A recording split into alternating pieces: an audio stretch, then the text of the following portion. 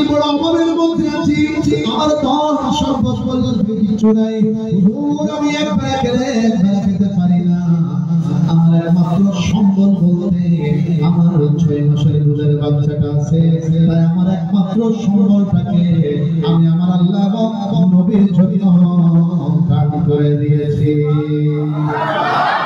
আল্লাহর নবী বললেন, সাহাবী এই সন্তানকে তুমি নিয়ে যাও, আমি নিতে পারবো না, কারণ এই সন্তান যুদ্ধ করতে পারবে না, তলোয়ার হাতের মধ্যে নিতে পারবে না, এই সন্তানকে নিয়ে যুদ্ধের ময়দানে আমি কি করব, তুমি নিয়ে যাও।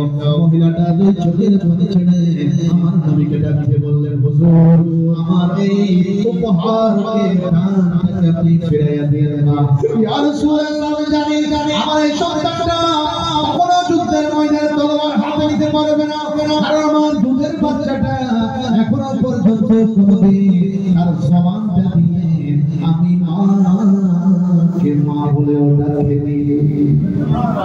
ইয়া রাসূলুল্লাহ, আমি জানি তুমি করতে পারবে না, তলোয়ার হাতে নিতে পারবে না।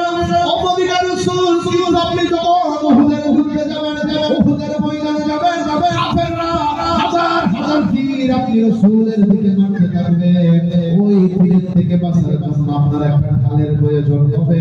ইয়া রাসূলুল্লাহ, আমার মনটা চাই আপনি আমার 6 মাসের দুধের বাচ্চাটাকে ওই যুদ্ধের ময়দানে তীর থেকে বাঁচার জন্য ঢাল হিসেবে ধরবেন। সুবহানাল্লাহ। রাসূলুল্লাহ, ঢাল হিসেবে যখন আমার 6 মাসের দুধের বাচ্চাটাকে আপনি ধরবেন, কাফেরদের তীরগুলো এসে আমার সন্তানের শরীর ত্যাগ করবে, আমার সন্তানটা আল্লাহ এবং নবীর জন্য শহীদ হয়ে যাবে, কুরবান হয়ে যাবে, আমি মায়ের কোনো দুঃখ থাকবে না, কারণ আমার সন্তানের জানের বিনিময়ে আমার দয়াল নবীজি হেফাজতে থাকবে। একটু বড় করে সুবহানাল্লাহ।